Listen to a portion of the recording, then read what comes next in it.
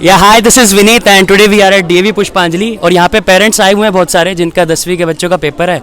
तो देखते हैं, इनसे बात करते हैं पेरेंट्स से, उनका क्या सोचना है एनईपी के बारे में, मार्क्स के बारे में, अपने बच्चे के लिए क्या सोचना है, क्या वो स्किल्स चाहते हैं, मार्क्स चाहते हैं, पैसा चाहते हैं, खुशी चाहते हैं, क्या चाहते हैं। तो एक बार स्टार्ट करते हैं सर से। Hi sir.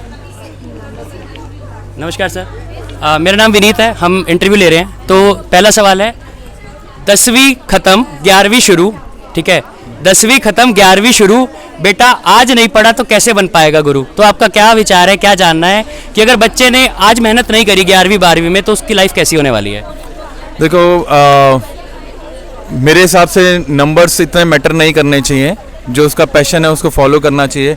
But yes, still I will say कि भाई उसे अच्छे नंबर स्कोर तो करने ही करने हैं, अगर थोड़ा सोसाइटी को फेस करना है तो। ओके, और अच्छे नंबर से आपका कितना हुआ है? अच्छे नंबर इतना कि दिल्ली यूनिवर्सिटी में कहीं अच्छी जगह एडमिशन हो जाए। CUT आ रहा है, उसके लिए फिर आप मार्क्स का क्यों ही इतना वो कर रहे हैं? CUT अगर होगा तो, अगर बच्चे में कैलिबर होगा तो अपने आप क्लियर कर ही जाएगा।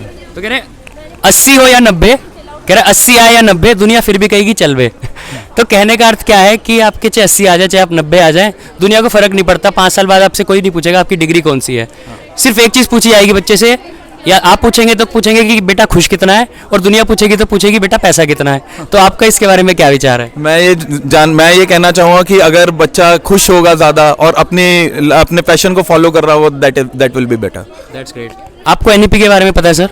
नेशनल एजुकेशन पॉलिसी जो है, तो उसके अंदर तो मार्क्स को हटा रहे हैं, उसके अंदर 360 डिग्री असेसमेंट ला रहे हैं, परख ला रहे हैं, तो उसके अंदर तो मार्क्स की बात करी नहीं जा रही। तो आप क्या चाहते हैं आपका बच्चा स्किल्स कौन सी सीख जाए जिससे उसकी लाइफ इंप्रूव हो जाए? चैट जीपीटी आ रहा है ना, AI आ रहा है, रूल आउट कर रहा है, 20-20 जॉब निकल गई उसके थ्रू। तो आपको क्या लगता है? मैं ये कहूँगा कि जो भी ये प्रैक्टिकल नॉलेज है वो that is more important. Okay. और प्रैक्टिकली जितना बच्चा सीखेगा वो उतना ही अच्छा होगा, बच्चे के लिए भी अच्छा होगा, और आगे जब वो मार्केट में जाएगा और वहाँ पे परफॉर्म करेगा तो दैट विल बी बेटर। तो आप बच्चे के लिए क्या प्रेफर कर रहे हैं? साइंस, आर्ट्स, मैथ्स, और साइंस, आर्ट्स और कॉमर्स, कौन सी फील्ड आप चाहते हैं कि, और उसका पैशन क्या है जो आपका बच्चा है? मैं तो यही सोचूंगा कि वो बच्चा ह्यूमैनिटीज़ में एक्सेल करेगा, क्योंकि मेरे को नहीं लगता कि वो साइंस में इतना एक्सेल कर पाएगा। Nice, thank you very much sir. और कोई चीज़ ऐड करना चाहेंगे आप? Thank you. आ जाओ। हाय मैम, बात कर सकते हैं आपसे? तो बेसिक तो कहते हैं 10वीं ख़त्म 11वीं शुरू, 10वीं ख़त्म 11वीं शुरू, आज नहीं मेहनत करी तो कैसे बन पाएगा आपका बच्चा गुरु, है ना। तो आपका इसमें क्या विचार है कि आप अपने बच्चे के लिए क्या स्किल्स, क्या चीज़ें देख रहे हैं कि उसको वो गुरु बना सकें? गुरु का अर्थ ये नहीं है कि कुछ सिखाए, बट लेकिन एक अपनी लेवल पे पहुंच जाए। गुरु का अर्थ होता है भारी, है ना, तो जो नॉलेजेबल है। Please ma'am. इसीलिए हम लोग हमेशा अपने बच्चों को इसी चीज़ के लिए इनकरेज करते हैं कि जो चीज़ उन्हें पसंद हो, जिस चीज़ में वो इंटरेस्ट रखते हो उसको वो करें, ताकि उस चीज़ में वो अपना पैशन दिखा सकें। अगर हम कोई चीज़ उन पर फोर्स करेंगे तो ऑफ कोर्स वो चीज़ उतनी अच्छे से उठकर नहीं आएगी। तो गुरु बनाने का तरीका यही है कि जिस चीज़ में बच्चे का इंटरेस्ट हो उसको उसी तरफ पुश करो, ताकि वो अपना पैशन फॉलो करके। आपके बच्चे का इंटरेस्ट क्या है बेसिकली? मेरे बच्चे का इंटरेस्ट तो कॉमर्स है। नाइस। आप बताइए मैम, आपका क्या विचार है इसके लिए? आई फील कि एक तो बच्चे के अंदर बच्चे को एक्सेलेंस के लिए वर्क करना चाहिए, बच्चे को एक्सेलेंस के लिए वर्क करना चाहिए, not only for marks, because वो लास्ट अल्टीमेटली वही वर्क करता है कि उसकी स्किल्स कितनी हैं। सो आई थिंक वो that is the most important thing. बच्चों को मार्क्स के पीछे नहीं भागना चाहिए, और पेरेंट्स को भी समझना चाहिए कि ओनली मार्क्स, ओनली। 2023 आ गया है, 1990 नहीं रहा, है ना। मैम, आपका क्या व्यू है? उसको पूरी नॉलेज होनी चाहिए उस चीज़ के बारे में। अगर उसको उस लेवल तक पहुंचना है तो किसी को भी कुछ गलत गाइडेंस ना दे, उस पर पूरा फोकस करके अच्छे से उसको कैप्चर करे, ताकि वो किसी को नॉलेज दे तो सही नॉलेज दे, गलत राय ना दे अपनी। मेरे बेटे को पूरी नॉलेज है कि भाई उसे क्या करना है, मैं उसे कभी फोर्स नहीं करती हूँ। उसको है या तो मैं डांस में होऊंगा, नहीं तो मैं CA करूँगा, कॉमर्स विद मैथ्स लेगा। That's great, क्लैरिटी अच्छी होती है जी। Yes, I agree with all of my friends. Support system हम हैं पेरेंट्स, हमारे बच्चे जो भी करेंगे they'll do their best. We are there for their support. We all are with them. तो दूसरी बात करते हैं, 80 आए या 90, 80 आए या 90, दुनिया फिर भी कहेगी चल वे, है ना। क्योंकि after 5 years no one going to ask you कि आपकी डिग्री कौन सी है, राइट। तो जब आपकी डिग्री पूछी नहीं जाएगी तो क्या पूछा जाएगा? 2 चीज़ें। आप एज अ पेरेंट सोचेंगे बेटा तू खुश कितना है, दुनिया पूछेगी बेटा तेरे पे पैसा कितना है। तो दुनिया कहेगी बेटा तेरे पे पैसा कितना है, आप कहेंगे बेटा खुश कितना है। तो वो खुशी और पैसा कैसे दोनों एक साथ चीज़ अचीव कर सकता है? क्या जो भी मार्क्स दे के आएगा या जो पेपर दे के आएगा उसके मार्क्स से उसको खुशी और पैसा क्या दोनों मिल सकता है? आज के टाइम पे 2023 में AI आ गया, चैट GPT आ गया, आपकी 20-20 जॉब्स एलिमिनेट हो गई, क्या उस टाइम आपको लगता है कि ये सब हो पाएगा? Please ma'am. Not possible. बच्चे के लिए अगर उसको दोनों चीज़ें चाहिए तो एक तो उसको पहले ये समझना पड़ेगा कि there has to be some balance in life, और उसको जो भी वो वर्क करे वो अपने दिल से करे, अपनी पैशन समझ के करे। एंड सेकेंडली उसको at the same time running after money का एक शुरू से ही आई थिंक वो एक एटीट्यूड डेवलप करना चाहिए कि अगर आपको एक्सेलेंस है मनी अपने आप ही आएगा, तो success will follow. Thank you. As I said before, अगर बच्चा अपना पैशन फॉलो कर रहा है तो वो ऑलरेडी वो चीज़ कर रहा है जिसमें उसका इंटरेस्ट है, पैशन फॉलो कर रहा है, तो खुशी तो अपने आप साथ अटैच्ड है ना। We never pushed our child कि नहीं नहीं बेटे इस चीज़ में बहुत ज़्यादा पैसा है आप इसको फॉलो करो, नहीं, उसका जिसमें इंटरेस्ट है, because you know at the end of the day what we want is satisfaction, कि हम जब सोएं तो हम खुश होकर सोएं, हम सेटिस्फैक्शन से सोएं।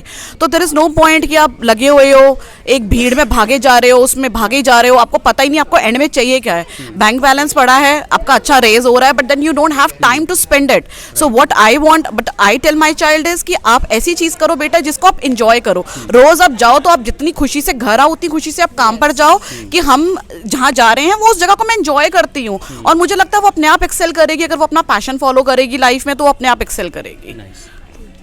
Yes, agree with her. Money will follow if the child is dedicated to if she knows that what she's supposed to do, she'll do it any which ways. मैं एग्री करती हूँ इन सब के साथ जो ये बोल रहे हैं, लेकिन बच्चे का पहले पैशन होएगा तो उससे खुशी भी मिलेगी और करियर भी होगा। सेम यही सब एग्री करती हूँ मैं इन सब से, और यही कि मैं अपने बच्चे को यही गाइड देती हूँ कि अगर आप कभी भी लाइफ में कुछ भी करते हो, अगर आपको कहीं पे फेलियर भी मिलता है तो आप उसे एक्सेप्ट करना सीखो। ये नहीं कि अगर आप कहीं पे गिर गए हो तो आप ये सोचो कि नहीं यार मैं तो ये नहीं कर पाऊँगा, आपसे वो होगा, उठो आगे बढ़ो करो, आज नहीं होगा कल होगा परसों होगा, कभी ना कभी तो होगा। तो कभी ये मत सोचो कि नहीं होगा और उसको लेके आप डिप्रेशन में चले जाओ या स्ट्रेस फील करो। स्ट्रेस लाइफ में कभी मत लो, वो चीज़ करो जिसमें आपको खुशी मिले। अगर स्ट्रेस भी है तो उसको इग्नोर करने के लिए क्या तरीका होता है जिससे खुशी ढूंढ के आप उसको हटाओ अपने लाइफ से स्ट्रेस, वो चीज़ आप करो। तो जिससे आप फ्री रहोगे स्ट्रेस, तो आपकी लाइफ अपने आप ऑटोमेटिकली अच्छी हो जाएगी। और पैसा तो जब आपके अंदर स्किल्स है सब कुछ है तो पैसा तो अपने आप ही आ जाएगा, उसकी टेंशन मत लो। और बच्चों को आई थिंक ये चीज़ सिखानी भी बहुत ज़रूरी है कि एक्सेप्टेंस लाए, जो भी लाइफ में मिल रहा है गो विद द फ्लो। अगर आज आपके 95 आ रहे हैं किसी सब्जेक्ट में तो उसको भी आप एक्सेप्ट करो कि आप उसमें बहुत प्रो हो, आप बहुत आपने उसमें मेहनत करी है। और कोई सब्जेक्ट में आपने बहुत मेहनत करी है बट उसमें मार्क्स कम रह गए तो उसको भी एक्सेप्ट करो। You know accept whatever the thing is, उस चीज़ से निराश मत हो, उस चीज़ को एक्सेप्ट करना सीखो। लाइफ में जब हम एक्सेप्टेंस में जाते हैं ना, फिर चाहे सुख आए चाहे दुख आए, हम लोग बड़े उस चीज़ को फिर बहुत नॉर्मली बैलेंस करके चलते हैं, क्योंकि this is part of life. Plus some child must live with some values, उसकी इरिस्पेक्टिव ऑफ सक्सेस और फेलियर, उसको अपनी वैल्यूज़ पे स्ट्रॉन्ग रहना चाहिए। ये चीज़ें as a parent only, you know, at this stage if we teach them it will help them in the long run. So my question is, जो आप लोगों ने बड़ा इंसाइटफुल चीज़ें बताई, तो जो भी थियोरी से पढ़ाया जा रहा है, किताबी कीड़ा मतलब रट्टाफिकेशन, क्या इस तरीके से बच्चे में ये चीज़ें आ सकती हैं? और स्कूल एक बहुत बड़ा रोल प्ले करता है किसी भी बच्चे की डेवलपमेंट में। तो सिर्फ एक मार्क्स के पीछे भागना, रट्टा करना उस चीज़ का, उसको समझ ना होना, क्या ऐसे आपका बच्चा मतलब कर पाएगा चीज़ों को? उसके बारे में प्लीज़ बताएं। See lot of things have changed from what we were, जब हम एज अ स्टूडेंट हमने जो किया and what our kids are doing, things have changed and they are moving in the right direction, और हो जाएगा। लेकिन देखिए हर चीज़ चेंज हुई है, एजुकेशन सिस्टम बहुत इम्प्रूव हो गया है अब, और स्कूल एटलीस्ट हमारा स्कूल तो काफ़ी अच्छा है, I would say. So we are the child teaching that बच्चों को क्या सीखना है और क्या बच्चों का राइट पाथ है। बच्चों को खुद इस टाइम पे पता लग गया कि हमारे स्कूल में क्या क्या सिखाया और मैं किस वे पे जाना है। मतलब Bal Bharati is one of the good school, we can say so. Schools, but वही बात है कि मुझे अभी भी लगता है कि बच्चे बहुत ओवरबर्डनड हैं। अगर हम देखें तो जैसे लास्ट ईयर जो बच्चे थे because of corona they got some age और उनका कोर्स बहुत कम था। हमारे बच्चे इस बार बहुत स्ट्रेस थे बिकॉज कोर्स बहुत ज़्यादा था। और मुझे सीरियसली लगता है कि हमारा जो एजुकेशन सिस्टम है उसको थोड़ा इम्प्रूव करने की ज़रूरत है। बहुत सी ऐसी चीज़ें हैं जो कि नहीं होनी चाहिए, बच्चे ओवरबर्डनड हैं। जैसे अब कितनी चीज़ें मैथ्स में आज ऐसी हैं जो बच्चों को नहीं चाहिए। अगर कोई बच्चा ह्यूमैनिटीज़ परस्यू कर रहा है या कॉमर्स कर रहा है या कुछ भी ऐसा, या आगे कोई और फील्ड में जा रहा है, बट देन बहुत ज़्यादा उन पे मुझे लगता है इस चीज़ का बर्डन है। तो थोड़ा सा उस चीज़ को, हाँ, उस चीज़ को थोड़ा सा मॉडिफाई करने की ज़रूरत है, थोड़ा सा मॉडिफाई करने की ज़रूरत है। मतलब ये वही वाली बात है कि सबको बिठा दिया गया है जी, आपको पेड़ पे चढ़ना है, चाहे हाथी है, चाहे बंदर है, चाहे मछली है। तो आई थिंक वो थोड़े से पैरामीटर्स डिफरेंट रखने चाहिए उस हिसाब से। चीज़ें चेंज हुई हैं और होंगी, so that will, but yes, और needs to be done, but फिर भी बहुत चेंज आया है। स्किल सेट डेवलपमेंट अब मच बेटर है। जो पैटर्न है, pattern of testing, the way exams are conducted, syllabus में भी चेंज है। तो नॉलेज अब उतना, जैसे पहले मगिंग अप होती थी, टोटल रटाफिकेशन, अब उतना नहीं है। आप कुछ कह रहे थे मैम बीच में? नहीं, मैं बस यही बोल रही थी कि कुछ चीज़ें ऐसी हैं जो अभी बच्चों को, जैसे मैथ से ही ले लेंगे आप, तो बच्चों को इन फ्यूचर वो यूज़ में नहीं आनी, बट बच्चों को वो भी करनी पड़ रही है। तो इसीलिए बच्चे इतना ओवरबर्डन थे। इस बार 100% सिलेबस कर दिया। एटलीस्ट इसको थोड़ा सा कंसिड्रेशन करना चाहिए था कि 2 इयर्स बच्चों के वेस्ट हो गए, उनको इतनी प्रैक्टिस नहीं है पेपर को इतनी स्पीड में करने की, तो उसकी वजह से थोड़ा सा सिलेबस का ध्यान देना चाहिए था उनको। ओके, आपका क्या व्यू है इसके लिए? बच्चे हमारे मन के सच्चे कर लेंगे, सब कुछ कर लेंगे। बस यही है कि हाँ, प्रेशर था बच्चों पे, बर्डन बहुत ज़्यादा हो गया बच्चों पे, वो कम होना चाहिए। ऑप्शंस बच्चों के लिए ज़्यादा होना चाहिए, जो कि नहीं। बस यही बात है, बच्चे ने जो भी कर रहे हैं, करेंगे, करे थे, बहुत सही कर रहे हैं। हमें अपने स्कूल पे बिल्कुल वो प्राउड है। सो आपके जो वो क्या बोलते हैं, इसके जो चेयरमैन है, नीरज या निखिल चांदना, कौन है? निखिल चांदना जी। ओके, सो उन तक ये मैसेज मैं पहुंचाने की कोशिश करूंगा। So thank you very much for everyone. हमारी कंपनी एड्यूमोनिक्स है, तो हमारा कंसर्न क्या है, अनअकैडमिकली एकेडमिक अप्रोच। कह रहे खेलते खेलते पढ़ लो, क्यों बेकार में आपको किताब से पढ़ना। तो एक आपको एग्जाम्पल बताऊँ, एक एग्जाम्पल सुनना चाहेंगे? सेबी पता है आपको, स्टॉक मार्केट में सेबी होती है। तो सेबी का एक बार एक फंक्शन था, तो सेबी का जब फंक्शन हुआ तो वहाँ पे ना बहुत शोर हो रहा था। तो अब क्या होता है ना, जो सेबी का आदमी था, जो सेबी का एम्प्लॉय था, उसने ना एक पेपर का रोल उठाया, मतलब पेपर उठाया, उस पर 3 आई लिख दिए। क्या लिख दिए? आई लिख दिए। उस 3 आई लिखने के बाद उस रोल को ना पूरे फंक्शन में फेंक दिया, बस जहाँ सब बैठे थे सब फेंक दिया। तो शोर बहुत शांत हो गया, पर एकदम से रोने की आवाज़ सुनाई दी। तो वो रो कौन रहा था? पंकज। तो पूरे फंक्शन में पंकज रो दिया। क्यों? क्योंकि उसकी आँख में वो रोल लग गया था। That's how we have learn 5 things. देखते हैं कैसे। तो जो रोल था उसके अंदर आई का जो अर्थ है वो है इशूअर, इन्वेस्टर, इंटरमीडिएटरीज। तो सेबी का फंक्शन क्या कहता है, सेबी का रोल क्या कहता है कि सेबी का रोल है इन तीनों को बचाना, इशूअर को, इन्वेस्टर को और आपका इंटरमीडिएटरीज को। फिर कहते हैं कि जो पंकज रो दिया, 6 चीज़ें होगी, सॉरी। तो 6 चीज़ें क्या हुई? कह रहे पंकज रो दिया। कब रोया? उसकी आँख में लग गया था।